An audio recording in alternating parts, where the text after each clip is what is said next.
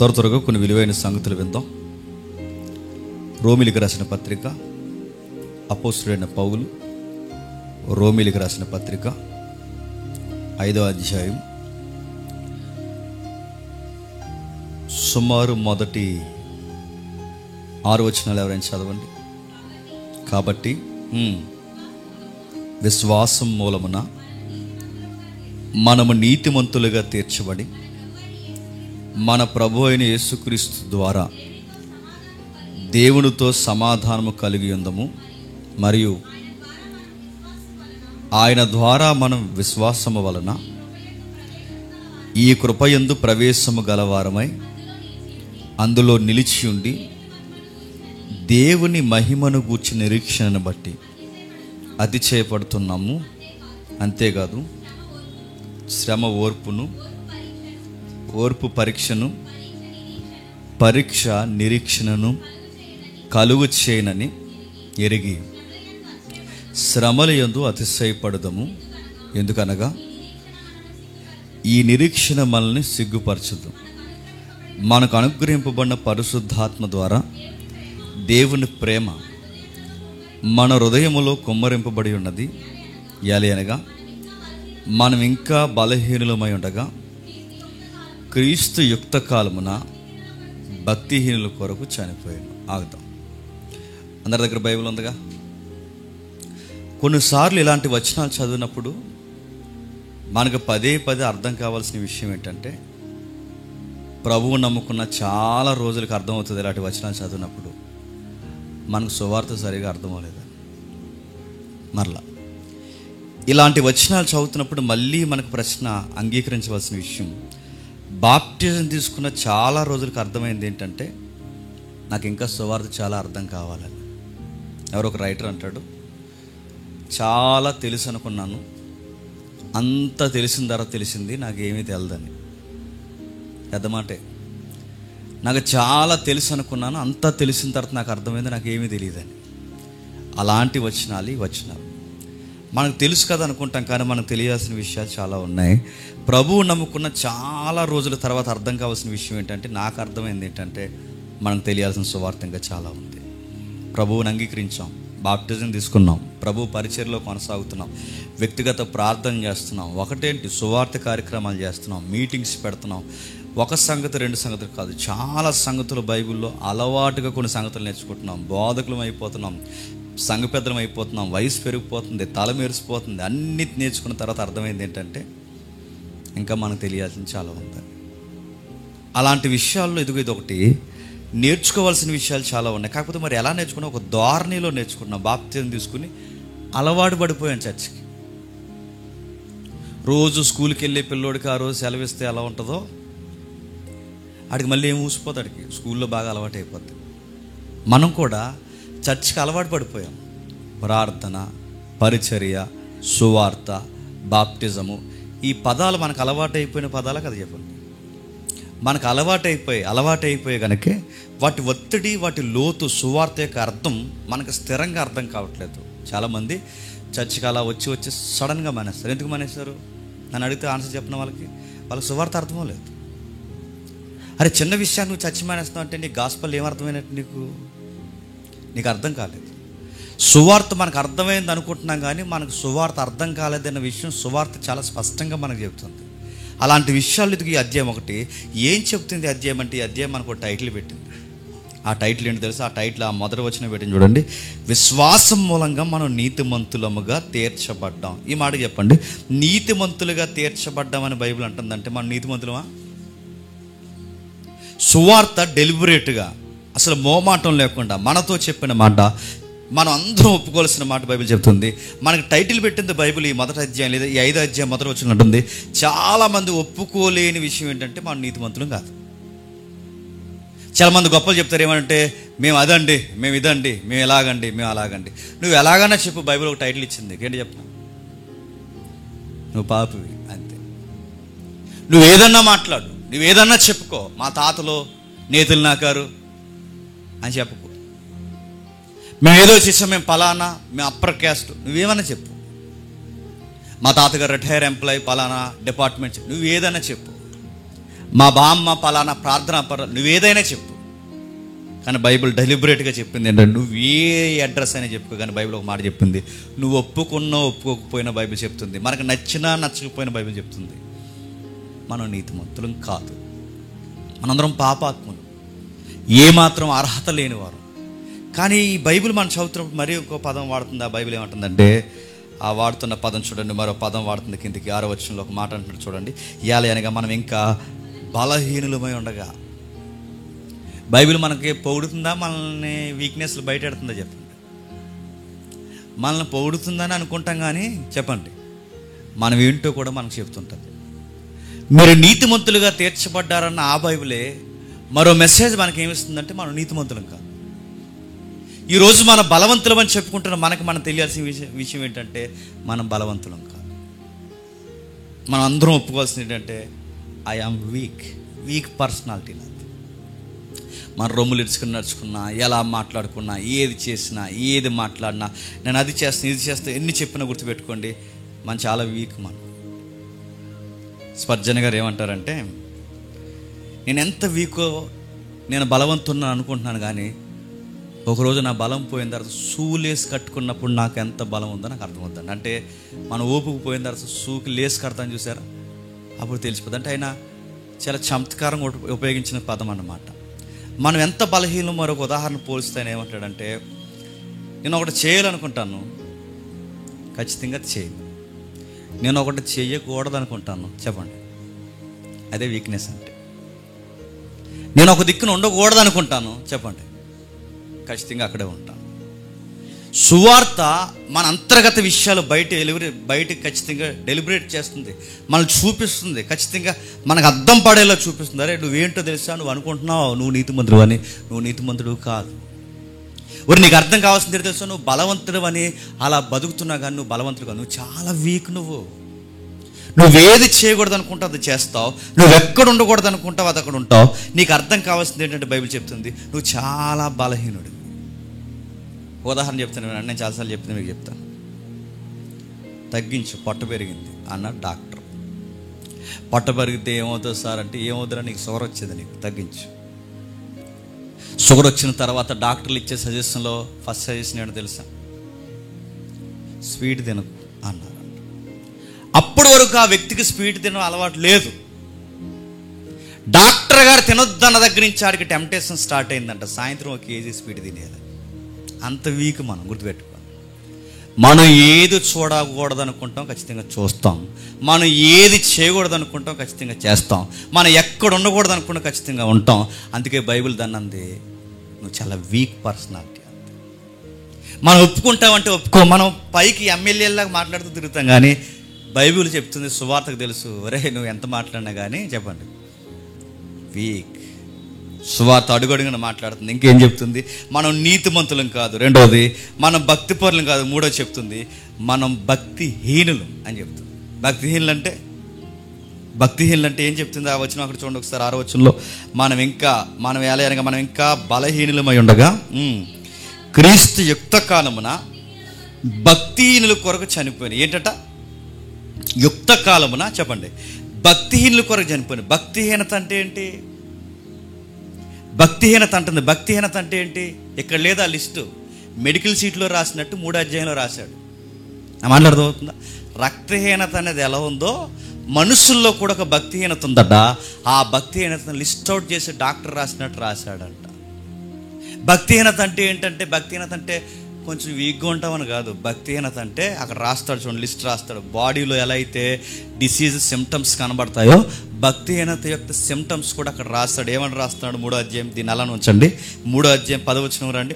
3వ అధ్యాయం 10వ వచనం, ఇందును గూర్చి రాయబడినదేమనగా నీతిమంతుడు లేడు. ఇది భక్తిహీనత. ఏంటట? ఇందును గూర్చి రాయబడినదేమనగా నీతిమంతుడు లేడు, చెప్పండి ఒక్కడు లేడు. ఈ వచ్చిన చదివినప్పుడు బాగా వినండి, మీకు భక్తిహీనత ఉందో లేదో ఇప్పుడు మనం స్కాన్ చేద్దాం. ఎంఆర్ఐ స్కాన్ అనుకోండి. ఇప్పుడు మనకి భక్తిహీనత, నీకు నాకు భక్తిహీనత ఉందో లేదో ఒకసారి స్కాన్ చేద్దాం. ఆ రిఫరెన్స్ అవుతున్నప్పుడు లోపల మన ఫీలింగ్ ఏంటి చెప్పిన? డిసీజ్ లక్షణాలు అంటారు. లోపల మన ఫీలింగ్ ఏంటి చెప్పిన? నీతిమంతుడు లేడు, ఒక్కడో లేడు అన్నప్పుడు మన లోపల మన ఫీలింగ్ ఏంటంటే అంటే అలా అంత కాదులేండి మనం, నేను కొంచెం పర్లేదు ప్రభు, ఈ ఫీలింగ్ ప్రతి ఒక్కడికి ఉండాలి చెప్పండి. ఇదే భక్తిహీనత అంటే. బైబిల్ అందరినీ కలిపి ఏమంటే ఒక్కడో లేడంటే మనం ఏమంటామంటే అంటే సన్నాసిగాళ్ళే అందరూ, కాకపోతే నేను అంత సన్నాసిగాడిని కాదు. మనకు ఆ వచనం చదివినప్పుడు ఆ ఫీలింగ్ ఉందా లేదా? ప్రతి ఒక్కరి వచనాన్ని ఉపయోగించరు. నీతిమంతుడు లేడు, ఒక్కడో లేడని అంత ఫోర్స్గా మనం మాట్లాడుతున్నప్పుడు నేను అడుగుతున్నాను, నీ ఫీలింగ్ ఏంటి? అసలు నీ ఇంటెన్షన్ ఏంటి? నేను అలా అంత కాదని, నేను అంత అనీతిమంతుని కాదు, నేను నీతిమంతుడిని అంటే ఎక్కడో దిక్కున వాళ్ళతో పోల్చుకుంటే కాస్తంత నేను మంచోడన్న ఫీలింగ్ నీకుంద కనుకే ఆ వచనాన్ని చాలా ధైర్యంగా ఉపయోగిస్తున్నాను లేదా చెప్పండి. అందుకే బైబిల్ అంటుంది భక్తిహీనత అంటే ఏంటంటే, బైబిల్ అంటుంది నీకు నువ్వు ఎక్కడో కాస్త మంచోడిని అనుకోవడమే చెప్పండి భక్తిహీనత. ప్రతి ఒక్కరికే లేదు చెప్పండి. పాస్టర్ గారు ఇప్పుడు మీరు చూడండి, కొంతమందికి నేను చెప్తున్నప్పుడు కనబడుతుంటారు, మనం మంచి స్ట్రైక్ అయ్యే పాయింట్ చెప్తున్నప్పుడు ఈడెండో తినంగా పక్కడు వైపు చూసి అంటుంటాడు. ఆడి ఫీలింగ్ ఏంటి? ఇది నాకు కాదురా చెప్పండి. అందరు గడి చెప్తున్నాడే అనుకోండి, నీకే చెప్పేది గుర్తెట్టుకో. ఎప్పుడు మీరు చూడండి పక్కవారు ఆ ప్రసంగానికి ఎలా స్పందిస్తున్నారు లేదో లుక్ వేస్తారు. మీరు ఎప్పుడైనా గమనించారా? ఇదో రోగం ఇది. మనం కావాల్సిన ఒక విషయాన్ని చెప్తున్నప్పుడు నువ్వు పక్కోడి ఫీలింగ్ ఎందుకు చూస్తున్నావు అంటే ఆ ఫీలింగ్లో అంటే ఆ రెఫరెన్స్ నువ్వు అనుకుంటున్నావు అంటే ఇది నాకు సంబంధించింది కాదు చెప్పండి. అందరు గట్టి నీ కూడా చెప్తున్నాడు అయ్యా. ఎప్పుడు మీరు చూడండి మనం మాట్లాడుకుంటే ప్రతి విషయంలో మీరు గమనించండి, కొన్ని విషయాలు మనం అనుకోం, మనకు తీసుకోము, మనం అనుకుని దాన్ని ఫీల్ అవ్వం, ఇది పక్క వారికి అనుకుంటాం. అందుకే భక్తిహీనత అంటుంది. బైబిల్ అంటుంది నీతిమంతుడు లేడు, ఒక్కడు లేనప్పుడు నువ్వు ఒప్పుకో నేను కూడా నీతిమంతుడిని కాదు. నేను నీతిమంతుడిని కాదని నాకు అర్థమైతే నేను ఏం చేస్తాను? నా నోరు అదుపులో ఉంటుంది. నేను నీతిమంతుడిని కాదని నాకు అర్థమైనప్పుడు నేను ఏం చేస్తాను? ఎదుటోడిని పాయింట్ అవుట్ చేయడం తగ్గిస్తాను. నేను నీతిమంతుడిని కాదన్న విషయం నాకు అర్థమైతే సువార్త నాకు చెప్తే నాకు ఏమర్థమవుతుంది? ఎదుటోళ్ళని డిమాండ్ చేయడం మానేస్తాను. నేను నీతిమంతుడిని కాదన్న విషయం నాకు అర్థమైతే బైబిల్ నాకు చెప్తే సువార్త నాకు చెప్తే నాకు అర్థమైతే ఏంటి తెలుసా? దేవుడు నన్ను క్షమించినప్పుడు నేను ఇతరులను కూడా క్షమించాలని నాకు అర్థం. సువార్త టైటిల్ పెట్టింది అధ్యాయం 5 మొదటి టైటిల్ పెట్టింది ఏమని పెట్టిందంటే మీరు నీతిమంతులు కాదురా, ఒక్కడు లేడురా అంటే ఆ 3వ అధ్యాయం మరో మాట అంటుంది. 11వ వచనం చూడండి ఒకసారి. నీతిమంతుడు లేడు, ఒక్కడును లేడు, గ్రహించువాడు ఎవరునూ లేరు. ఎవరు లేరట? భక్తిహీనత లక్షణాలు ఇవి. నీతిమంతుడు లేడు, ఇదొక భక్తిహీనత. గ్రహించేవాడు లేడు, ఇదొక భక్తిహీనత. గ్రహించేవాడంటే అడుగుతున్నాను, గ్రహించేవాడంటే ఏమి గ్రహించాలి? భక్తిహీనతలో గ్రహించేవారు లేరన్నది కూడా ఒక భక్తిహీనత. అంటే భక్తిహీనత ఏమి గ్రహించాలి? దేవుడు నా జీవితాన్ని కొన్ని కార్యాలు చేసాడని గ్రహించకపోవడం చెప్పండి భక్తిహీనత. మనం ఎప్పుడు గ్రహిస్తాం చెప్పిన? మనం అనుకున్నది ఏదన్నా జరగకపోతే, మనం కోరుకున్నది ఏదన్నా మనకు నెరవేరకపోతే అప్పుడు మనం చేసే ప్రార్థన ఏంటో తెలుసా? ప్రభువా అందరూ సుఖంగా ఉన్నారు, అందరూ మనశ్శాంతిగా ఉన్నారు, నాకు ఎందుకు ఇలా జరుగుతున్నాయి ప్రభువా? నన్ను పట్టించుకోవట్లేదా? నా ప్రార్థనకు నువ్వు జవాబు ఇవ్వని అప్పుడు ఎంత గ్రహింపు వచ్చేద్దో మనకి. ఆ గ్రహింపులో దేవుడిని ఎంత ఎలా అడుగుతాం? ఏంటి ప్రభువా నా ప్రేయర్స్కి నువ్వు ఆన్సర్స్ లేట్ చేస్తున్నావు ఏంటని అడుగుతాం. నేను అడుగుతున్నాను, ఇది గ్రహించడం కాదు. నీకు ఏదన్నా జరగకపోతే నువ్వు దేవుడు ఏదో నేను పట్టించుకోలేని గ్రహింపు నీకు అర్థమవుతుందే. నేను అడుగుతున్నాను, రివర్స్ అడుగుతున్నాను, నువ్వు అందరితో పాటు సజీవ లెక్కల్లో ఉన్నావు, ఇంకా దేవుడు నిన్ను ప్రేమిస్తున్నాడు అన్నది నువ్వు గ్రహించావా? నువ్వు చేసే పనులకి, నువ్వు చూసే చూపులకి, నువ్వు మాట్లాడే మాటలకి, నీ హృదయంలో వస్తున్న ఆలోచనలకి నేను ఎప్పుడో సమాధిలో మట్టి నోట్లు వేసి నేను గప్పేటేయాలి, కానీ ఇంకా బతుకున్నావంటే దేవుడు నిన్ను ఇంకా ప్రేమిస్తున్నాడన్న సంగతి నువ్వు గ్రహించావా? బీటెక్ చదువుతున్న కుర్రాడు అన్నాడు, వాడికి సువార్త అర్థమైన తర్వాత, అన్న నా హార్ట్లో చాలా విషయాలు రన్ అవుతున్నాయి, అవి బయటికి చెప్తే మా అమ్మ నాన్నే చంపేస్తారు, నేను చెప్పలేను, నాకు ఎందుకు అలాంటి థాట్స్ వస్తున్నాయి అంటే అప్పుడు ఆ పాస్టర్ గారు అంటారు, నీకు సువార్త అర్థమైంది కాబట్టి నువ్వు ఒప్పుకొని, నీకు నువ్వు ఎలా ఉన్నావు నువ్వు ఒప్పుకొని చెప్పుకుంటున్నావు. కానీ నీకు విషయం చెప్పనా నాన్న, నువ్వు ఒప్పుకున్నావు, మిగిలిన వాళ్ళందరూ చెప్పండి కప్పుకున్నారు అంతే.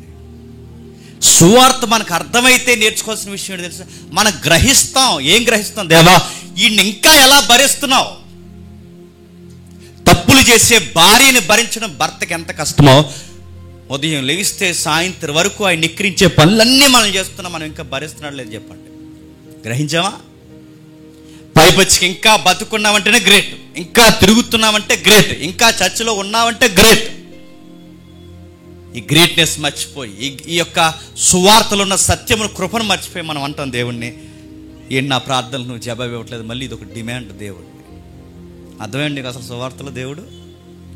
కొంతమంది ఈ మధ్య ఇలా చేస్తున్నారు ప్రార్థనలు, నువ్వు ఇస్తావు నాకు తెలుసు, నజరేయుడైన యేసు నామమున నువ్వు ఇస్తావు అని, నీ బంధిస్తాడు. నీకు ఏం వాళ్ళని నీకు నడుతున్నాడు, ఏమి వాళ్ళు నీకు లైఫ్ ఇచ్చాడు, ఇంకా నీకు రోజు ఇచ్చాడు. గుర్తుపెట్టుకో, డే బై డే ఇంకా నడుస్తుందంటే నీకు అర్థమయ్యాడా? నీకు సువార్త అతకట్టినాను, ఈ అధ్యాయం అంతా చదివితే మనకు అర్థమైంది ఏంటి చెప్పిన?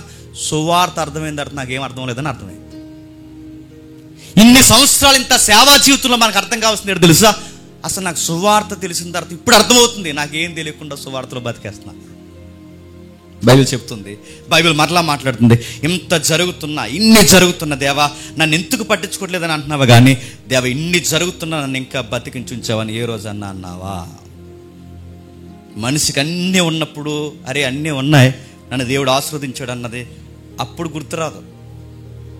ఈరోజు సండే వచ్చింది, చక్కగా కర్రీ వండుకున్నాం, నచ్చిన టైంకి తిన్నాం. చాలామందికి లైఫ్ లేదు ప్రభువా, కానీ రోజు గుప్పుడు మెతుకులు తినే అర్హత మాకు ఇచ్చావని గ్రహించావా? లొట్టలేసుకుని తినేసావా? గ్రహించు. చాలామంది రోడ్డు మీదకి వచ్చి ఇంటికి కూడా వెళ్ళలేకపోతున్నారు ప్రభు, కానీ నేను రోజు రోడ్ల మీద తిరిగి ఉద్యోగాలు చేస్తూ మళ్ళీ ఇంటికి పోతున్నాను ప్రభు, నన్ను ఎంత కాపాడుతున్నా ప్రభు అని గ్రహించావా? చాలామంది పిల్లలు స్కూల్కి పోయి వస్తూ డ్రైనేజీల్లో పడిపోయి కార్ల కింద పడిపోయి చనిపోతుంది. నా పిల్లలు ఇంకా సజీవంగా నా కళ్ళ ముందు తిరుగుతున్నారు ప్రభు, నా కుటుంబాన్ని ఎంత కాపాడుతున్నావు అని గ్రహించావా? మంచి తిల్లు తిన్నా అనారోగ్య సమస్యలకు గురైపోయి హాస్పిటల్లో పడి మంచాల మీద, ఏగల మంచాల మీద పడి వైద్యానికి పెట్టుబడి పెట్టలేక, కక్కలేక, మింగలేక, సావు కొరకు ఎదురు చూస్తున్న చాలామంది ఉన్నారు. నా వయసులో ఉన్నవారు నేను అడుగుతున్నాను, ఈరోజు ఆ మంచాల మీద మనం ఉన్నావా? గ్రహించావా? వస్తువు కాదని అడుగుతున్నాను. సైకిల్ లేని వాళ్ళు ఉన్నారు, ఈరోజు అడుగుతున్నాను. బైకుల మీద తిరుగుతున్నాం, లగ్జరీ బైకుల మీద తిరుగుతున్నాం, ఏదైతే ఆర్ట్స్ పవర్ ఉన్నా హై ఇంజిన్ల మీద తిరుగుతున్నాం, కార్ల మీద తిరుగుతున్నాం, ఫ్లైట్ల మీద తిరుగుతున్నాం. గ్రహించావా? నచ్చిన కాడికి వెళ్తున్నావు, నచ్చిన తింటున్నావు, నచ్చిన కాడికి కూర్చుంటున్నావు. అడుగుతున్నాను, సిస్టమేటిక్గా ఫుడ్ తినకపోతే చచ్చిపోయే రోజులు ఇవి. సిస్టమేటిక్గా ఫుడ్ తినకపోతే చచ్చిపోయే రోజులు. నువ్వు సిస్టమేటిక్గా తింటున్నావా? చేపలు పెరిగాను తినొద్దు అంటారు, నంచుకుని తినేస్తావు. చిగును మటన్ తినొద్దు అంటారు, ఆ రెండు ఆటలతప్పుడు ఇంకోటి కలుపుకుని తినేస్తాం. మనం బతుకున్నాం, ఇంకా గుర్తుపెట్టుకో. గ్రహించి వాళ్ళు ఏంటంటే దేవుడు తన వాపోతూ అంటున్నాడు, దేవుడు తన బాధను తన రచయిత ద్వారా వ్యక్తీకరిస్తున్నాడు. మరి ఇన్ని చేస్తున్నా గ్రహించరు ఏంటంటే, చేసినవి కూడా మళ్ళీ వివరిస్తే కానీ వీళ్ళకి అర్థం కావట్లేదు. అంటే వీళ్ళకి సువార్త అర్థమైందా? అందుకే మన కొత్త పాటలో రాసిన పదం ఏంటంటే, 2వ లైన్లో మన కొత్త పాటలో హితము గతము మరిసి అనే పదం ఉంటుంది. హితము గతము మరిసి అంటే, నేను చేసిన మంచిని మనుషులు మరిచిపోవడం పెద్ద విషయం కాదు. నేను చేసిన మనిషిని మనుషులు మర్చిపోవడం ఎంత కాదు, మంచే నన్ను మర్చిపోయింది. అది హితమే గతం మర్చిపోయింది. దేవుడు అంటున్నాడు, ఇన్ని చేశాను ఒక్కడ గ్రహించాడేట్రా? వాడు ఉదయం లేచాడంటే నా వల్ల, వాడు నడుస్తున్నాడంటే నా వల్ల, వాడు తింటున్నాడంటే నా వల్ల, వాడు చూస్తున్నాడంటే నా వల్ల. ఇన్ని చేస్తున్న ఇవేం పట్టించుకోకుండా ఒక ప్రేయర్ రిక్వెస్ట్లో నాకు థ్యాంక్స్ కూడా చెప్పకుండా ఇంకా నాకు ఏమేమి వేయటని వీడు అడుగుతున్నాడంటే వీడికి నేను అర్థమయ్యానా? సువార్త చెప్తుంది, గ్రహించేవాళ్ళు లేరు. కిందకి అంటున్నాడు చూడండి, మేలు చేయవాడు చెప్పండి ఒక్కడును లేడు. అందరూ తోవ తప్పి ఏమయ్యారట? పనికి మాలినలు అయ్యారట. అడుగుతున్నాను, మేలు చేయవారు ఒక్కరు లేరు అంటే లేరు. మళ్ళీ ఇదో మాట గుర్తుపెట్టుకోండి, మేలు చేయవారు ఒక్కరు లేరంటే నిజంగా లేరంటే లేరు. ఒక మాట చెప్తాను వినండి, నీతిమంతుడు ఒక్కడు లేడన్నప్పుడు మన ఫీలింగ్ ఏంటి? నేను ఒకడు ఉన్నాను, కాకపోతే వాళ్ళంత కాదన్న ఫీలింగ్ మనకు ఉందా లేదా? ఇప్పుడు చెప్పండి, మేలు చేయవాడు ఒక్కడో లేడంటే ఇప్పుడు కూడా మన ఫీలింగ్ ఏంటి చెప్పండి? మేము చేస్తాము, మిగిలిన వాళ్ళు చేయరని కాదా? నేను అడుగుతున్నాను, ఎవ్వడు ఎప్పుడు ఎదుటోడు మేలు చేయడనే దీని వివరణ ఇస్తామే తప్ప, అరే నేను టైం వచ్చినప్పుడు నేను మేలు చేయనన్న సంగతి నువ్వు ఎప్పుడన్నా అనుకున్నావా? ఈ రెఫరెన్స్ నా కోసమే చెప్తున్నాను. ఎప్పుడన్నా అనుకున్నావా? లింగులు మనం 100 ఇచ్చి 100 సార్లు చెప్తాను. ₹10 పులిహారం పెట్టల పట్లం పంచి ₹1000 పబ్లిసిటీ ఫేస్బుక్లో చేస్తాం. లేరు ఇప్పుడు చేసేవాళ్ళు. మేలు చేయవారు ఒక్కర్లేరు. నేను అడుగుతున్నాను, అవునండి సొసైటీకి మేలు అంటే తెలియదండి, మేలు చేసేవారు లేరండి, నీతిమంతులు లేరు. సరే మేలు చేసేవారు లేరు, నువ్వు చేయి. నువ్వు చేస్తావా? నీకుందిగా, నీ ఇంట్లో 1,00,000 దాస్తావు, నడుతున్నావు 1,00,000 దాస్తావు, 50,000 కావాలి పెద్దమ్మకి, చచ్చిపోలేదు రేపు మాపు, ఇవ్వు, ఇస్తావా? ఇవ్వో. బైబిల్ రెఫరెన్స్ అవుతుంది ఏమని? మేలు చేసేవారు లేరని. మరి నువ్వు చెయ్యు, నువ్వు చేస్తావు, నువ్వు చెయ్యు. మేలు చేసేవారు అడుగుతున్నాను. ఆ రెఫరెన్స్ చదువుకుని అది అంటున్నాను. ఎప్పుడు ఈ వాక్యాలు బయట వాళ్ళకి అనుకుంటున్నాను తప్ప మనకి ఎందుకు అప్లై చేసుకోవట్లేదు. అందుకే సువార్త అంతా అర్థమైన తర్వాత అర్థమైంది. చెప్పండి, మనకేం అర్థం లేదా? అందుకే సువార్త నొక్కి చెబుతుంది, నొక్కి మాట్లాడుతుంది. మేలు చేయవాడు ఒక్కడు లేడంటే నువ్వే మేలు చేసావు చెప్పంటే ఏ మేలు చేయలేదు మనం. ఎవరికైనా మేలు చేసిన ఒక్క జ్ఞాపకాలు మనకున్నాయా? ఆ మేలు కూడా ఎప్పుడు చేస్తాం చెప్పనా? మనకు పర్లేదులే అనుకున్నప్పుడే చేస్తాం.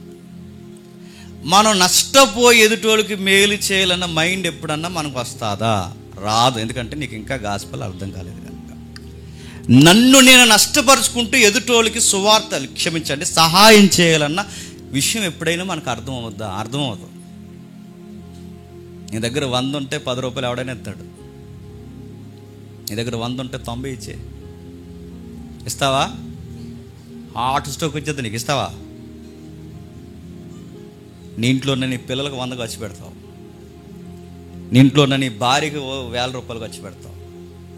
ఒక అడుక్కునేవాడు అక్కడ నిలబడినప్పుడు, అయ్యా ఒక 100 రూపాయలు ఇవ్వండి, నేను మెడిసిన్ కొనుక్కోవాలి అన్నాడే అనుకోండి, 100 ఇచ్చావా అనుకోండి, నువ్వు వెహికల్ మీద వెళ్తున్నప్పుడు ఆ 100 నీకు ఎన్నిసార్లు గుర్తొస్తుంది చెప్పు? 100 ఇస్తేనేట్రా అనవసరంగానే అనుకుంటావు, అనుకోవా? నీ ప్రాపర్టీ అంతా పోయిన ఫీలింగ్ వచ్చేది నీకు, రాదు? ఎప్పుడన్నా ధైర్యంగా అడుగుతున్నాను, ఒక ధైర్యంగా సహాయానికి 500 ఇచ్చిన మొహం అనేది అడుగుతున్నాను. ఎప్పుడన్నా ధైర్యంగా కొన్ని 1000 రూపాయలు సహాయం చేసిన మొఖాల మనవే చెయ్యము. అందుకే అంటున్నాను, ఈ వచనం చెప్తుంది మేలు చేయవాడు ఒక్కడును. అంటే నేను మనీ కోసం మాట్లాడలేదు. ఒక మనీ కోసం కాదు మేలు అంటే, నువ్వే విషయంలోనే ఎదుటోళ్ళకి మేలు చేస్తున్నావా? స్టాండింగ్ తీసుకోగలవా? మీద వేసుకోగలవా? తెల్ల సొక్కలు వేసుకుని హాస్పిటల్ దగ్గరికి వెళ్ళి ప్రార్థన చేసుకుందాం అంటున్నావా? సర్వీస్ చేస్తున్నావా? ఖర్చు లేని పదం ఏంటి చెప్పండి? ప్రార్థన చేసుకుందాం, దేవుడు మిమ్మల్ని త్వరగా లేవనెత్తును కాక. ఆ పక్కనే నిన్ను కూడా పడుకోబెట్టాలి అప్పుడు అంటావు కదా? నేను అడుగుతున్నాను ప్రేయర్. అందుకే టీవీ నైనోడు తెలిసేసాడో తెలియకేసాడు, కానీ అది మదర్ తెరీసా కదా అనుకుని వేసాడు. ఏమని వేసాడంటే, ప్రార్థించే పెదవుల కన్నా చెప్పండి. టీవీ నైనోకి ఎక్కడది? మదర్ తెరీసా గారిది. మదర్ తెరీసా ఎక్కడది? బైబిల్. అందుకే బైబిల్ అంటుంది మేలు చేయవారు ఒక్కడును లేడు. మరో మాట మాట్లాడుతుంది 13వ వచనంలో, వారు గొంతుక తెరిసిన సమాధి. తమ నాలుగుతో చెప్తున్న భక్తిహీనత యొక్క లక్షణాలు చెప్తున్నారు. వారు గొంతుక తెరిసిన సమాధి. మనం సీరియస్ ఇక్కడ నిలబడి పాటలు పాడేస్తుంటామా? హల్లెలూయా స్తోత్రం అని. కానీ దేవుడికి సమాధి వాసన వచ్చినట్టు వాసన వస్తుందంట మన నోరు. చాలామంది ఇప్పుడు వర్షిపులు పెరిగిపోయాయి కదా, వర్షిపులు నిలబడి రాగాలు, కేకలు, అవి ఇవి, బ్యాక్గ్రౌండ్ వాకల్స్ ఎన్నో ఇస్తున్నారు చూసారు. వీళ్ళందరూ ఇలా పాడుతుంటే పరలోకానికి స్మెల్ ఎలా ఉంటుంది చెప్పిన? చచ్చిపోయిన శవంలో ఉంటుంది. ఆ పంటరా మీ వర్షిప్ అని. ఇలా సీరియస్గా వర్షిపులు చేస్తారు కానీ బైబిల్ అంది. వీళ్ళంటే అది అందరం మనం సీరియస్గా వర్షిపులు చేస్తాం కానీ దేవుడి దృష్టి కట్ట చెప్పండి ఒక మంచి వాసనగా ఏముండదంట చెప్పండి. సమాధానం కుళ్ళిపోయిన శవాలు ఎలా వాసన వస్తాయో నోరు అలా వాసన వస్తుందట. దేవా ప్రభు అంటే ఆపరా ఎదవా అనుకుంటాడు. ఆ నోరు ఆపు, నువ్వు పాడకుండా ఉంటేనే బాగుంటుంది. కొంతమంది వచ్చి ఇంక ఏటో మరి అది ఎన్నిసార్లు చెప్పినా ఇలా మొహంలో మొహం పెట్టి మాడుతుంటారు. మనం ఎలా జరుగుతాం మళ్ళీ ఎలా వస్తుంటారు, ఎలా అది కదని నీకు దండం వాడికి చెప్పలేము అని చెప్తే ఫీల్ అయిపోతాడు. అరే ఈ నోరే మనకి ఇంత ఎకారం వచ్చేస్తే మన నోరు ఏకంగా ఎలా వస్తుంది చెప్పండి? సమాధి వాసన అంట. ఈ సమాధి వాసనతోనే గొప్ప గ్రేట్ వర్షిప్ చేస్తే దేవుడు అంటున్నాడు నీ వర్షిప్ నిన్ను తగలెట్ట అంటాడు ఆయన. ఎవరికి కావాలి? సమాధుల వాసన వస్తాయట, గొంతుకు తెరిసిన సమాధి అట, నాలుక మోసం చేస్తట, డిసీజ్ రాస్తున్నాడు చూడండి, పెదవుల కింద సర్పవిషం ఉందట, నోటి నిండా శపించుటయు పగ ఉన్నాయట, రక్తము సిందించుటకు పాదాలు పరిగెత్తుచున్నాయట, నాశనము కష్టము వారి మార్గంలో ఉన్నాయట, కిందికి వారు శాంతి మార్గం ఎరగరట. ఇవన్నీ ఎందుకు రాస్తున్నాడు చెప్పండి? మన కాళ్ళు బాగుండే, మన కాళ్ళు, మన కళ్ళు, ఇవన్నీ ఎందుకు రాస్తున్నాడు? ఇవి లక్షణాలు. అంటే ఎలా అన్నా భక్తిహీనత లక్షణాలు అంటే నేను మళ్ళీ అడుగుతున్నాను, నిజాయితీగా ఒప్పుకోండి. మన కాళ్ళు చర్చికి రావడానికి వేగంగా నడుస్తాయా, వెళ్ళాలి తప్పదని నడుస్తాయి చెప్పండి? అదే రోగం నీకు. వెళ్ళకపోతే సుధాకర్ ఏమనుకుంటాడు, వెళ్ళకపోతే జేమ్స్ మోహన్ ఏమనుకుంటాడు అని రావడం తప్ప. చెప్పండి, నిజంగా ఎర్లీ మార్నింగ్ 7కి లేచిపోయి నువ్వు తలకు స్నానం చేసి ప్రేయర్ చేసుకుని ఆ రోజు ఫాస్టింగ్ ఉండి నీ కాళ్ళు వేగంగా చర్చికి వెళ్ళాలని నీకు అనిపిస్తుందా? తప్పక ఒప్పక రావాలనిపిస్తుందా? చెప్పు, ఏమనిపిస్తుంది చెప్పండి. నిజంగా అంటున్నాను, చర్చికి వచ్చినంతగా బాగానండి, బయట ఊరి మీద తిరిగినంత వేగంగా మన కాళ్ళు చర్చికి వేగంగా లెగుస్తాయా? ఇంకో పావుగంట పడుకుందాంలే అనుకో, ఇంకో అరగంట పడుకుందాంలే, వెళ్దాంలే, ఇంకా వర్షిప్ చేస్తూ ఉంటారు. జేమ్స్ అని ఇంకా రాలేదండి కదా, వెళ్దాంలే. నేను అడుగుతున్నాను, నీ కాలుకు ఒక జబ్బు ఉందా? జబ్బేడు చెప్పు. నీకు చర్చికి రావాలనిపించదు నీ కాళ్ళకి, అదో జబ్బు, అది వంకర కాళ్ళకి, అది రావాలనిపించింది నీ కాళ్ళకి. నీ కాళ్ళకి ఒక జబ్బు ఉంది, నీ కళ్ళుకి. నీ కళ్ళు 24 hours టీవీ చూడమంటే చూస్తాయి తప్ప ఒక గంట ప్రసంగం చూడమంటే చూస్తాయా? కూర్చొని ఆ దైవజనుడు ఏం చెప్తున్నాడు, తన ముఖ లక్షణాలు ఏంటి, అవన్నీ ఎప్పుడన్నా నీకు చూడాలనిపిస్తుందా? ఏ బాధతో చెప్తున్నాడు, ఏ కన్నీటితో తడిచిపోయిన కన్నీళ్ళు ఎప్పుడైనా చూడాలనిపిస్తుందా నీకు? నీ కళ్ళు దైవ సన్నిధిలో ఉండాలనిపిస్తుంది, నీ కాళ్ళు దైవ సన్నిధికి రావాలనిపిస్తుంది. నువ్వు ఇష్టంగా నీ చేతులతో దేవుడికి వర్షిప్ చేయాలనిపిస్తుంది. చేయకపోతే బాగుదని చేస్తావు. నీ చేతులు దేవుని సన్నిధికి రావు, నీ కాళ్ళు దేవుని సన్నిధికి రావు, ఇష్టంగా నీ చూపు దేవుని సన్నిధికి రాదు.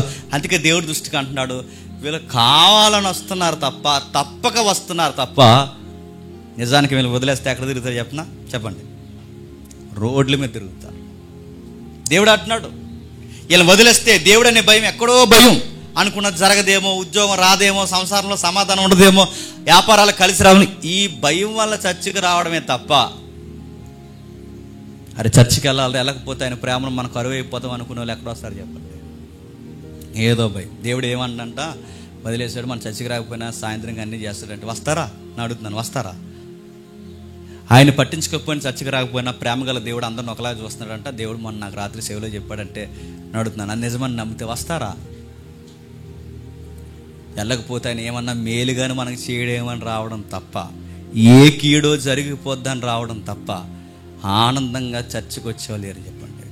నీకు సువార్త అర్థమైతే నీకు నేర్చుకునే మరో పాఠం ఏంటి చెప్పిన, ఎప్పుడు ఆదివారం వస్తుందా అని కనిపెడతావు. నీకు సువార్త అర్థం కాకపోతే నీ మైండ్ నీకేం చెప్తే చెప్పిన, ఎప్పుడు వదిలేస్తారా అని చూస్తావు. నీకు సువార్త అర్థమైతే నీ మైండ్ ఏం చెప్తే చెప్పిన, రేపు సండే రా, నీ కాళ్ళు చేతులు సిద్ధమైపోతాయి, నీ మైండ్ సిద్ధమైపోతుంది. నీకు ఎంత ఇంపార్టెంట్ వర్క్స్ ఉన్నా సరే అవన్నీ పక్కన పడేసి నువ్వు చర్చిలో కూర్చుంటే కానీ నీకు మనశ్శాంతి. నీకు సువార్త అర్థమైతే ఒక ఆదివారం మాని నువ్వు మనశ్శాంతిగా ఇంట్లో ఉండలేవు. కానీ నీకు సువార్త అర్థం కాకపోతే ఆ రోజు ఆదివారం నువ్వు చాలా బాగా ఎంజాయ్ చేస్తావు. ఈరోజు జాయ్ఫుల్ సండే అంటావు నువ్వు, నీకు ఆ నోరు ఎలా వస్తుంది అడుగుతుంది, నీకు ఆ నోరు ఎలా వస్తుంది, నీకు ఆ మాటలు ఎలా వస్తున్నాయి అంటే చెప్తున్నాగా, బైబిల్ చెప్తుంది, నీ కాళ్ళు సువార్తను ఇష్టపడు, నీ చేతులు సువార్తను ఇష్టపడు. నువ్వు దేవుని సన్నిధికి ఇష్టంగా రావాలని నీ కాళ్ళు చేతులు ఇష్టపడు. ఎందుకంటే నువ్వు దేవుని గ్రహించలేదు, ఆయన మేళ్ళేంటో నీకు తెలియదు. నీకు మరో లక్షణం ఉంది, నువ్వు నీతిమంతుడు అనుకుంటున్నావు కానీ నువ్వు ఇంకా నీతిమంతుడివి కాదు. సువార్త నన్ను బయట పెడుతుంది, సువార్త నాకు చూపిస్తుంది. ఇంకేం చెప్తుంది? 5వ అధ్యాయం 8వ వచనంలో చెప్తుంది చూడండి.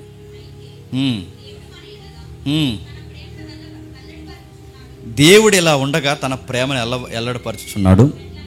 ఎట్లనగా మనం ఇంకనూ పాపులమై ఉండగా క్రీస్తు మన కొరకు చనిపోయాడు. అక్కడ మాట అంటున్నాడు చూడండి, 3వ అధ్యాయం అంతా చదువుతుంటే ఏమర్థమవుతుంది? నా గొంతుకు బాలేదు, నా నాలుగు బాలేదు, నా పెదాలు బాలేదు, నా నోరు బాలేదు, నా పాదాలు బాలేదు, నా కళ్ళు బాలేదు, నడినెత్తి మొదలుకొని అరికాల వరకు ఎక్కడ నేను బాలేదు. అంటే దాని అర్థం ఏంటంటే, నీ నడినెత్తి మొదలుకొని అరికాల వరకు నువ్వు బాలేదంటే దాని అర్థం ఏంటి చెప్పిన, నీకు దేవుడిని వదిలేసి తిరగడం అంటే నీకు చాలా ఇష్టం. నీకు దేవుని సన్నిధి వదిలేసి తిరగడం అంటే నీకు చాలా ఇష్టం. కాకపోతే తప్పక వస్తున్నావేమో కానీ నీకు దేవుడిని వదిలేసి తిరగడం నీకు చాలా ఇష్టం. నీకు ఆనందం కావాలి, నీకు ఎక్కడ ఉండడం ఆనందం కావాలి. ఈరోజుకి నేను అడుగుతున్నాను, ఈరోజుకి మీకు సినిమాలు చూడడం ఆనందం అనిపిస్తుందంటే నేను మళ్ళీ చెప్తున్నాను, నీ కళ్ళుకి ఏముందో చెప్పిన, భక్తిహీనత ఉంది. ఈరోజుకి జబర్దస్తి ప్రోగ్రాలు చూడడం నీకు ఇష్టం అనిపిస్తుందంటే నీ కళ్ళుకి ఏదో జబ్బు ఉంది, భక్తిహీనత. ఈరోజు కూడా నీకు చర్చి మానేసి ఎక్కడో సరదాగా టైంపాస్ చేయాలనిపిస్తుందంటే నీకు దరిద్రం పట్టింది. కొంతమందిని గమనిస్తుంటే బాధేస్తుంటుంది, అదే ఈరోజు చర్చికి రాలేదారా అని అడిగితే ఆడు చెప్పే కారణాలు పెద్ద కారణం ఏమని చెప్తాడు అనుకుంటాను. కానీ ఆడు ఏం చెప్పాడు తెలుసా, మెచ్యూర్ ఫంక్షన్ భోజనానికి వెళ్ళాడంట, వీడు చర్చి మానేయడానికి. నడుతుంది. అసలు ఈడయ్యాడు మెచ్యూరిటీ అడుగుతున్నాను, నా డౌట్ వచ్చిందండి. ఆత్మీయంగా ఈడయ్యాడు మెచ్యూరిటీ, నీకు అట్టాల ముందు భోజనాలు ఇంట్లో నడుతున్నాను. ఏమర్థం మరి ఒక మెచ్యూర్ ఫంక్షన్ భోజనాలకు నువ్వు మానేసావు అంటే చచ్చి నిన్ను ఏమనుకోవాలి? నువ్వు సీరియస్గా చెప్పాలి. అది నువ్వు సండే కాకుండా ఈ కార్యక్రమం ఏ రోజు పెట్టినా చెప్పరా, మేము వస్తామని ఈ రోజు అనగలుగుతున్నావా? నీకు చర్చి కన్నా భోజనాలు ఎక్కువ, నీకు చర్చి కన్నా షికార్లు ఎక్కువ, నీకు చర్చి కన్నా రకరకాల విషయాలు ఎక్కువ. అందుకే సువార్త చెప్తుంది, నడినెత్తి మొదలుకొని అరికాల వరకు మన ఇష్టాలంటే చెప్పిన ఊరి మీద తిరగడం అంటే మనకు బాగా ఇష్టం కదా, నచ్చినట్టు తిరగడం అంటే మనకు బాగా ఇష్టం కాదా? ఎన్ని ఏమైపోయినా సరే చర్చిలో ఉండాలని నీ కాళ్ళు కోరుకుంటున్నాయా, నీ కళ్ళు కోరుకుంటున్నాయా, నీ చేతులు కోరుకుంటున్నాయా? రోమపత్రిక చెప్తుంది 5వ అధ్యాయం ఒక్కొక్కటి డెలిబరేట్గా చెప్తుంది మనందరికీ. మనం నీతిమంతులం కాదు 2, మనం బలహీనం 3 చెప్తుంది. మనం పాపులు. ఎంత పాపులం అంటే ఎదుటోళ్ళకి సహాయం చేయలేనంత పాపులు. అక్కడ ఒక పదం ఉంది, మన హృదయంలో మంచును కూడా ఆలోచించలేనంత పాపులు. ఇంకా చెప్తుంది, ఇంకా బైబిల్ మాట్లాడుతుంది, మనం ఎంత పాపాత్ములు అయిపోయామంటే తెలిసి తెలిసి తెలిసి తెలిసి చేయకూడదే దేవునికి వ్యతిరేకంగా మనం చెప్పండి చేస్తాం, అంత పాపులు. 10వ వచనం ఒక మాట అంటుంది చూడండి, ఇది భయం వేస్తుంది మాట చదువుతుంటే. యాలి అనగా మనము శత్రువులమై ఉండగా ఆయన కుమారుని మరణం ద్వారా మనం దేవునితో సమాధానపరచబడి. మీకు పాయింట్స్ అర్థమవుతున్నాయి. మొదటి వచనం ఏం చెప్పింది? నీతిమంతులం కాదండి. మరో వచనం ఏం చెప్పింది? మనం బలహీనం అని. ఇప్పుడు 10వ వచనం ఏం చెప్తుంది? నువ్వు దేవునికి శత్రువు అని చెప్పింది. మీకు ఎలా ఉందా ఆ మాట? మనకు పక్కింటోడు శత్రువైనా పర్లేదు, ఎదురింటోడు శత్రువైనా పర్లేదు, మన స్నేహితుడు మనకు శత్రువైనా పర్లేదు, మనకు ఎవరు శత్రువులు అయిపోయినా పర్లేదు, కానీ మన శత్రువు ఎవరంట? దేవుడే మన శత్రువు అట. నువ్వు నేను దేవునికి శత్రువు అయితే మన పరిస్థితి ఏంటి? అయితే ఏంటి? శత్రువులమే. మనం దేవునికి శత్రువులం అయితే మన పరిస్థితి ఏంటి? ఎవరైతే మనం రక్షించాలో ఆయనే మనకు శత్రువు అయి నిలబడితే నువ్వు ఫైట్ చేయగలవా? ఎదురింటోడు శత్రుత్వం అయితే పర్లేదు, వాడు మనిషి నేను మనిషే. నా స్నేహితుడు నాకు శత్రువు అయినా పర్లేదు, వాడు మనిషి నేను మనిషి. ఒకరోజు ఆడు చచ్చిపోతాను, నేను చచ్చిపోతాను. నాకు భూమి మీద ఎవరు శత్రువులు అయినా పర్లేదు, నా తరం గడిచిపోతే నన్ను మర్చిపోతారు, ఆడిని మర్చిపోతారు. నేను చేసిన మంచి గుర్తుండదు, నేను చేసిన చెడు గుర్తుండదు. కానీ దేవుడే నాకు శత్రువు అయితే నేను చచ్చిపోయిన తర్వాత కూడా నేను ఎవరి ముఖం చూడాలి చెప్పండి? ఏమైపోవాలి? బైబిల్ చెప్తుంది మనం దేవునికి శత్రువు. ఒక్కటి ఉందా మనం చెప్పుకోవడానికి? నీతి లేదు చెప్పండి, బలం లేదు చెప్పండి, పాపులకి వేరుగుండే జీవితం లేదు. మరొకటి చెప్పండి, దేవునితో కూడా మనకు సరి అయిన స్నేహం చెప్పండి. మనం అందరం అనుకుంటాం దేవుడు నా ఫ్రెండ్ అండి, దేవుడు నా ఫ్రెండ్ అండి. ఫ్రెండ్షిప్ డేగా ఈరోజు దేవుడు నా ఫ్రెండ్ అంటే దేవుడు అన్నాడు, మీరు నాకు ఫ్రెండ్స్ కాదు, ఎనిమీస్. మీరు నాకు శత్రువులు. ఫ్రెండ్షిప్ డేలో నీకు ఎవడెవడు గుర్తు వస్తున్నారో గాలి కొట్టంగా నాకు తెలియదు, కానీ నీకు గుర్తు రావాల్సింది ఎవరు చెప్పినా, అసలు దేవుడు నీకు ఫ్రెండ్ కాదరా గుర్తుపెట్టుకో. నువ్వు బ్యాండేజ్ చేసావో, లేకపోతే తాడు కట్టుకున్నావో, మెల్ల ఇంకేదో వేసి తిరుగుతున్నావో, నీకు ఈ గొట్టాన్ స్నేహితులు కానీ ముస్తఫా గాళ్ళు అందరూ నీకు ఏం చెప్తారు నాకు తెలియదు, కానీ ఆ ముస్తఫా గాడికి నీకున్నది చెప్పిన నీకు ముష్టి రోగం ఉందని గుర్తుపెట్టుకో. మనందరం దేవునికి శత్రువులు. దేవుడే మనకు శత్రువు అయితే ఒక బలవంతుడైన రాజు సామాన్యుడైన నాతో యుద్ధం అంటే నేనేమైపోవాలి? ఎక్కడ దాక్కోవాలి? నేను అతనితో యుద్ధం చేయాలంటే నాకు బలమైన ఉండాలి, సైన్యమైన ఉండాలి. నేను ఎక్కడ యుద్ధం చేయగలను? నా దేవుడు నాతో ఫైట్ చేయడానికి రెడీ అయిపోయాడట. నా దేవుడు నా మీద మండిపడుతున్నాడు. ఎందుకంటే నేను ఎందుకు ఆయనకి శత్రువుని అయ్యానంటే ఆయన పరిశుద్ధుడు, నేను పాపిని. ఆయన నీతిమంతుడు, నేను అనీతిమంతుడిని. ఆయన కృప కలిగిన వాడు, నేను కృప లేనివాడిని. ఆయన మేలు చేసే దేవుడు, నేను మేలంటే ఎరగని, మేలు పొందలేని, మేలు చేయని ఒక అభాగ్యుణ్ణి. నేను దేవుడికి ఎందుకు శత్రువుని అయిపోయానంటే ఆయన నేచర్కి పూర్తి వ్యతిరేకంగా నా నేచర్ ఉంటుంది, అందుకు శత్రువుని. నేను దేవునికి ఎందుకు పడని వ్యక్తిగా శత్రువుగా నేను మారిపోయానంటే ఆయనకి ఏ విధంగా కూడా నేను నచ్చను. నా చూపులు నచ్చవు, నా కాళ్ళు నచ్చవు, నా మాటలు నచ్చవు, నా నడకలు నచ్చవు, నా ఆలోచనలు నచ్చవు, నా పడక నచ్చదు, నేను నిలబడిన విధానం నచ్చదు, నా నిర్ణయాలు నచ్చవు, నా మేలు చేసే కార్యక్రమాలు నచ్చవు, ఒకటి సహాయం చేసిన తర్వాత చెప్పుకునే విధానం ఆయనకు నచ్చదు. నేను దేవునికి ఏ విషయంలో శత్రువు అంటే ఏ విషయంలో ఏంటో అన్ని విషయాలు కూడా శత్రువే నువ్వు. నేను ఏ విషయంలో బాగాలేదంటే ఏ విషయంలో బాగాలేదు నువ్వు. నేను ఏ విషయంలో బాగాలేదు, ఎక్కడా బాగాలేదు. మనం అందరం గుర్తుపెట్టుకోండి, దేవునికి దేనికి పనికొస్తామంటే మేలు పొందడానికి కాదంట. దేనికి పనికొస్తాం తెలుసా? దెబ్బలు తిన్నాను తప్ప దేనికి పనికిరావంట. ఆ వచనం చెప్తే దేనికి పనికొస్తుంటే బైబిల్ రాస్తుంది, ఉగ్రత పాత్రలుగా పనిచేస్తాం. అదే వచనం చెప్తుంది చూడండి, 5వ అధ్యాయం 9వ వచనంలో. అదే 5వ అధ్యాయం 9వ వచనంలో చూడండి, ఆయన రక్తము వలన ఇప్పుడు నీతిమంతులుగా తీర్చబడి ఆయన నుండి ఉగ్రత నుండి రక్షింపబడి ఏలయనగా శత్రువులై ఉండగా ఆయన కుమారుని మరణము ద్వారా దేవునితో సమాధాన పరచుటకు. ఇదే మాటని ఎఫెసీ పత్రికలో రాస్తారు. ఒకసారి చూడండి, 2వ అధ్యాయం 3వ వచనం ఒకసారి చూడండి.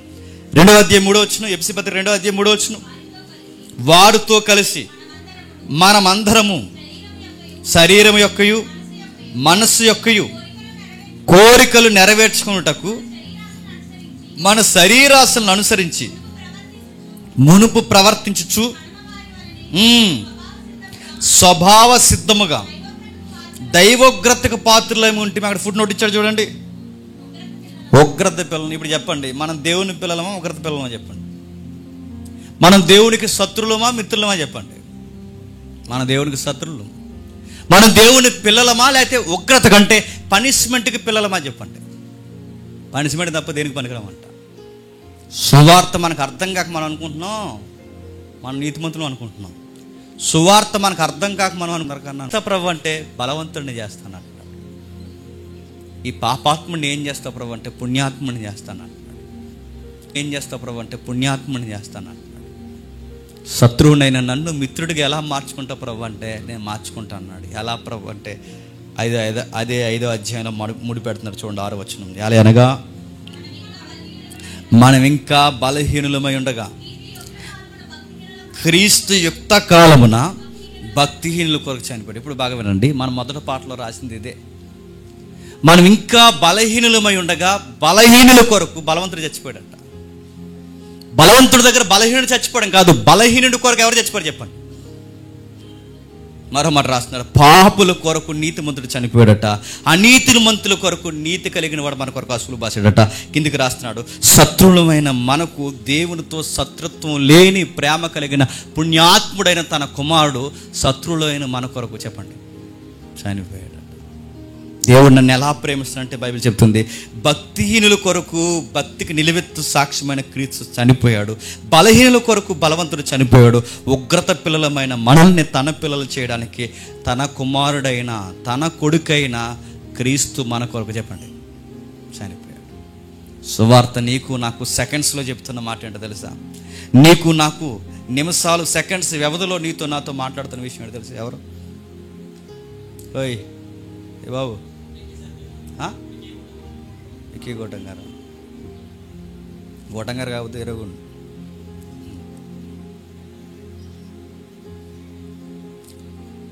మాట్లాడుతున్నారు ఏదో 6వ వచనం చూడండి ఒకసారి.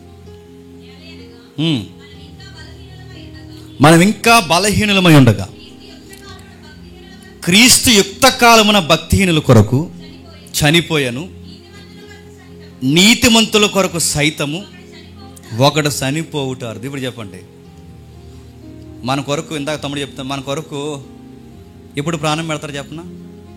మన మనుషుల మీద పెడతారు ప్రాణం. మనం నీతిమంతులు కాదనుకో మన కొరకు ప్రాణం పెడతారా? మనతో స్నేహాలు ఎప్పుడు చేస్తారో చెప్పండి? మన మంచోళ్ళు అయితే చేస్తారు, మన చెడ్డోళ్ళు అయితే చేస్తారా? మన దగ్గర లబ్ధి ఉండాలి, మంచి పేరు ఉండాలి, లగ్జరీ ఉండాలి, అప్పుడు కదండి మనకు ఎవరైనా ఫ్రెండ్స్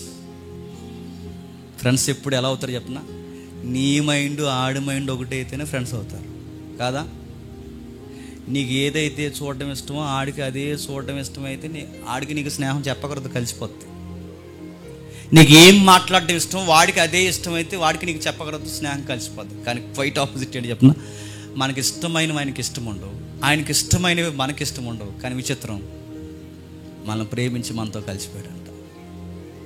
ఫ్రెండ్షిప్లో ఉన్న బ్యూటీ అంటే ప్రభుతో మనకున్న స్నేహంలో ఉన్న అందం ఏంటో తెలుసా? మనం ఏమాత్రం నచ్చకపోయినా మనతో ఆయన స్నేహం చేయడు. మనం ఏమాత్రం అర్హత లేకపోయినా మన చేతులు పట్టుకుని తిరగడు. మనం ఏమాత్రం బాగోకపోయినా నువ్వు బాగున్నావురా అని చెప్పు.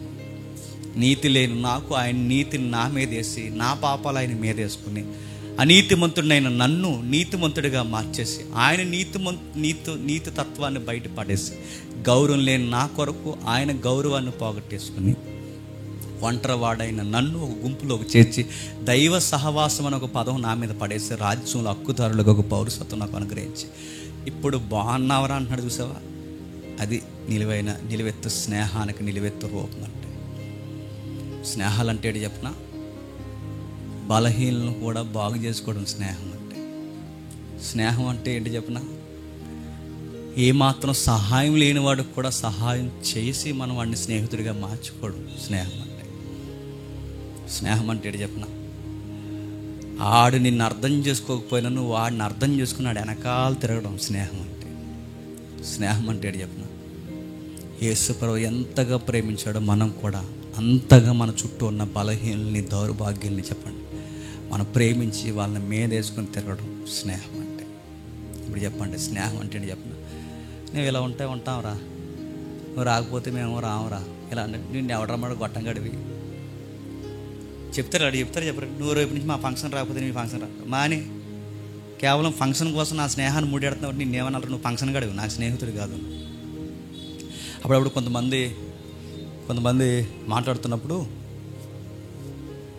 నాతో మాట్లాడాడు, నా బెస్ట్ ఫ్రెండ్ అని నాతో మాట్లాడుతుంటాడు సడన్గా అని, ఆ బ్రదర్ ఒకసారి ఆగండి, మా ఫ్రెండ్ ఫోన్ చేస్తాను. మరి నేనేవాడిని, నేను గొట్టంగా నేను లైన్లో ఉండాలంటే నేను ఇప్పుడు అడుగుతున్నాను.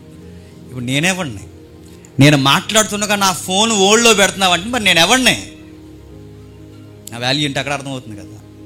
మీకు ఇది అర్థమైంది. యేసుప్రభు మన ఓల్డ్లో పెట్టలేదు చెప్పండి, ఆయన దిగిపోయి వచ్చేసాడు, మన చేతులు పట్టుకున్నాడు, మన అన్నిటి కొరకు, మన అన్ని కార్యాల కొరకు నీతిమంతులు కాని మనల్ని నీతిమంతులు చేసి ఈరోజు చెప్పండి అనీతిమంతులైన మనల్ని నీతిమంతులుగా మార్చేసి అర్హత లేని మనల్ని అర్హత కలిగిన పాత్రగా మార్చి ఒక మాట అన్నట్ట, మై ఫ్రెండ్ అన్నాడు. ఆయన ఎంత గొప్పోడంటే నాకు విచిత్రంగా అనిపిస్తుంది. మొన్న నేను స్టేటస్ పెట్టుకున్నాను, రేపో మాపో అన్యాయం చేసి వెనకాల నుంచి ఎన్ని పోటు చేసి ఇస్కరియోతు యోధా నోట్లో రొట్టె ముక్క పెట్టు అన్నాడట. మై ఫ్రెండ్, నువ్వు చేయాలనుకున్న త్వరగా చెప్పండి చేసి, అది కదా ఫ్రెండ్షిప్ అంటే. మనమైతే ఏమంటే చెప్పిన, ఉప్పు తిని ఎదవా, ఈ ఎదవ ప్లాన్లు ఏమన్నా నాకు తెలిసి ఎదవా అంటాం అను. కానీ అలా అనలేదు ఆయన. ఆడు ఇక్కీడి చేశాడని తెలుసు, వాడు మేలు చేయలేదని తెలుసు, రేపో మాపు అప్పగించేస్తాడని తెలుసు. అయినా కానీ ఆ మనిషిని కూర్చోబెట్టి అందరితో పాటు ఇస్కరియోతు యోధా కాళ్ళు కూడా కడగలే చెప్పండి. ఇలాంటి ఫ్రెండ్ ఇంకెక్కడైనా దొరుకుతాడా? నేను ఏడిస్తే నా కోసం ఏడ్చి, నేను నవ్వుతే నా కోసం నవ్వి, నా బావు కొరకు 24 hours ఆలోచించి, నన్ను నేను అర్థం చేసుకోలేని టైంలో కూడా నన్నే అతను అర్థం చేసుకుని నా చేతులు పట్టుకుని నీ కొరకు చనిపోయేంత పిచ్చి ప్రేమ నాకు ఉందన్నప్పుడు ఇలాంటి ఫ్రెండ్షిప్ని వదిలేసి నన్ను ఎక్కడ తిరగాలి చెప్పండి, ఎక్కడ తిరగమంటారు చెప్పండి. అందుకే బైబిల్ అంటుంది, దేవుడిని మనం అర్థం చేసుకోండి కదా, దేవుడే చెప్పండి మనల్ని అర్థం చేసుకోండి. సువార్తను మనం అర్థం చేసుకోవడం కాదు, సువార్తే మనల్ని చెప్పండి అర్థం చేసుకుంది. అందుకే సువార్త అంతా అర్థమయ్యే అధ్యాయం చెప్తుంది, మనం దేవుడిని అర్థం చేసుకున్నాం లేదో తెలియదు కానీ దేవుడే మాత్రం మనం అర్థం చేసుకుని, వీడికి కనీసం నన్ను బతిమలాడుకోవడం కూడా వీడికి చెప్పండి రాదని చెప్పేసి మనం బతిమాడుకోవడం వచ్చే దేవుడిని. అక్కడ కూడా ఎమ్మెల్యే గారిలో చేస్తాం ప్రార్థన.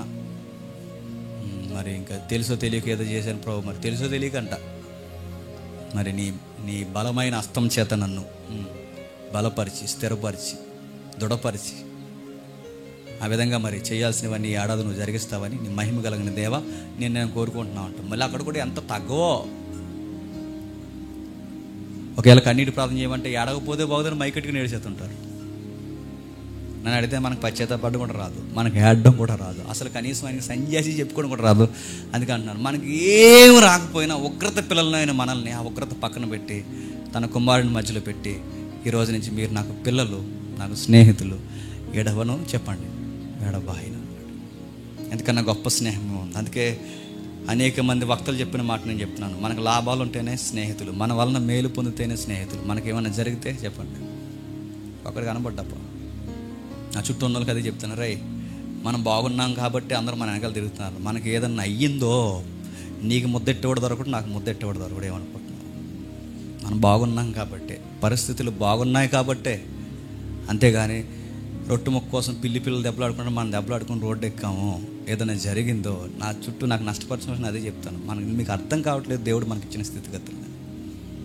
దేవుడు మనకు మేలు చేశాడు, కానీ దేవుడు ఎలాంటి చూడండి, మనకు అర్హత లేని మనకు అర్హతనిచ్చి మేలు చేసి కార్యములు జరిగించి ఒక స్థితిగతులు ఇచ్చి దేవుడు అన్నాడు, నాకేం వద్దు, నాకు ఫ్రెండ్షిప్ చేయించాలన్నాడు. 40 సంవత్సరాలు మోసి నడిచిన తర్వాత దేవుడు అన్నాడట, మై డియర్ ఫ్రెండ్ అన్నాడు.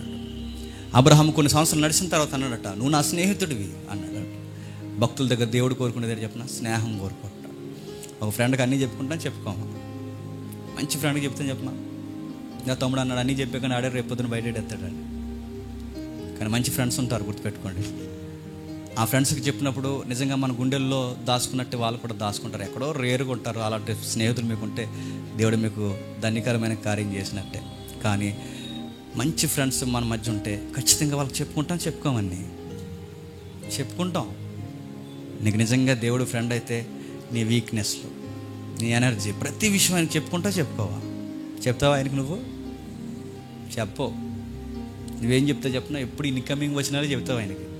మరి ఎగ్జామ్ రాస్తున్నాను ప్రభువా, మరి నువ్వు ఈ బలమైన దక్షిణాస్తం చేత నా హస్తాన్ని బలంగా చెప్పండి నడిపించాను, అవే చెప్పుకో. ప్రభువా సన్నాసిగల్లా చదవకుండా దొల్లుతున్నాను ప్రభువా, చదవలేకపోయాను, కొంచెం జ్ఞాపక శక్తి ప్రభువా అని అడుగుతావా?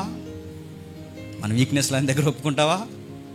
దేవుడి దగ్గర ఒప్పుకోండి. మనం అడుగుతున్నాను, మీ మంచి దేవుడికి చెప్పండి, మీ చెడు దేవుడికి చెప్పండి. ఎంత బాగా అర్థం చేసుకునే ఫ్రెండే ఈ ప్రపంచంలో లేదా ఈ ముల్లోకాల్లో ఎవరో చెప్పండి? లేరు. మనం ఏడిస్తే ఏడ్చేది ఆయనే, మనం నవ్వుతే నవ్వేది ఆయనే, మనం బాగుపడేలా మనం కొట్టేది ఆయనే, మళ్ళీ అక్కుని చేసుకుని మెడ మీద ముద్దు పెట్టుకుని మనం బాగుండాలని ఎదురు చూసేది కూడా చెప్పండి ఆయనే. ఇలాంటి స్నేహాన్ని దయచేసి వదులుకోకండి. మీరు ఎవరు నమ్మినా మరి చెప్తున్నా ఒకరోజు ఖచ్చితంగా మోసపోతారు. బైబిల్ ఎలా ఉంది? నీ కౌగిట్లో ఉన్నదాన్ని కూడా నువ్వు నమ్మొద్దు అంతే. కానీ ఎవరిని నమ్మినా కానీ మోసపోతావు. కానీ దేవుడు నమ్ము, నువ్వు మోసపోయినా కానీ తిరిగి మళ్ళీ దేవుడు లేవనెత్తి ఉన్నతమైన స్థితిలో నిన్ను ఆశ్రయిస్తాడు. ఇప్పుడు మెజారిటీ క్రైమ్ రేట్ అంతా ఎక్కడ జరుగుతుంది చెప్పనా? స్నేహాల్లోనే జరుగుతుంది. ఒకరినొకరు చంపుకుంటున్నారు, మోసం చేసుకుంటున్నారు, వ్యాపారాల్లో, సహవాసాల్లో, సంసారాల్లో, స్నేహాల మధ్య కదా ఇప్పుడు క్రైమ్ అంతా జరుగుతుంది. కాబట్టి మనుషుని నమ్మదు దయచేసి.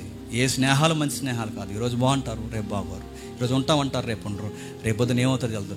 ఈడే పెద్ద శత్రువు అయిపోతారు మనకు తెలియదు. ఎలాంటివి నేను చూశాను నా లైఫ్లో. ఇన్ని నాకుండే దరిద్రం ఏంటంటే అన్నీ చెప్పేస్తున్నాను. నాతో 4 రోజులు తిరిగారంటే అన్నీ చెప్తాను. రేపు పొద్దున వాళ్ళే నిలబడేమంటారంటే జేమ్స్ అంటారు.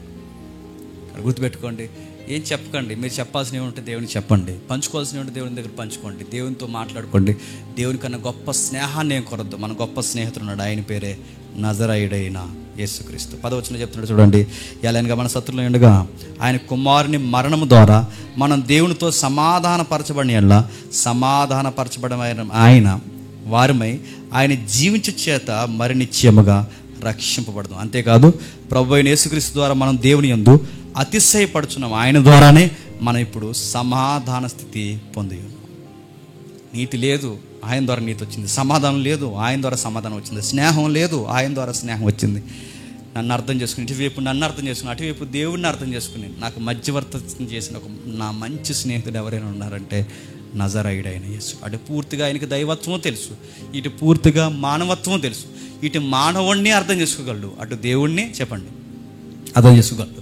ఆ చేయిని ఈ చేయిని కలిపి ఒక మంచి మధ్యవర్తి అయిన నా ఫ్రెండ్ ఉన్నాడు, ఆయన పేరే నజరేయుడైన యేసు. నా వీక్నెస్లన్నీ ఆయనకు తెలుసు, నా బలాలన్నీ ఆయనకు తెలుసు, నా బలహీనతలన్నీ ఆయనకు తెలుసు. అందుకే నా చేయి పట్టుకున్నాడు, దేవుని చేయి పట్టుకున్నాడు, 2 చేతులను కలిపాడు. శత్రువుతో నాకు స్నేహం ఏర్పరచాడు. ఇప్పుడు చెప్పండి, దేవుడు శత్రువట, శత్రువు అయిన ఆయన మనకు ఫ్రెండ్ అయిపోయాడు. ఎందుకన్నా గ్రేట్ సెలబ్రేషన్ డే ఉందో చెప్పండి. మనకు celebration day August first week first Sunday కాదు, గుర్తుపెట్టుకోండి. నేను సెలబ్రేషన్ డే ఎప్పుడు చెప్పిన, నువ్వు ఎప్పుడు బాప్టిజం తీసుకుంటావో చెప్పండి, అదే ఆ రోజు నీకు ఫ్రెండ్షిప్ డే. నీకు బ్యాండ్ కట్టాడేమి ఫ్రెండ్, కానీ దేవుడు ఏం కట్టాడు చెప్పిన, రక్తము చేత నేను సంధించాడు. గుర్తుపెట్టుకో. ఈ లోక స్నేహాలు నీకు తాళిద కడుతున్నారేమో, గుర్తుపెట్టుకో. దేవుడు తన రక్తాన్ని ఒలికించి తన శరీరాన్ని విరిచి నీ చేతుల్లో పెట్టి ఈరోజు నుంచి నువ్వు నాకు స్నేహితుడు అన్నాడు.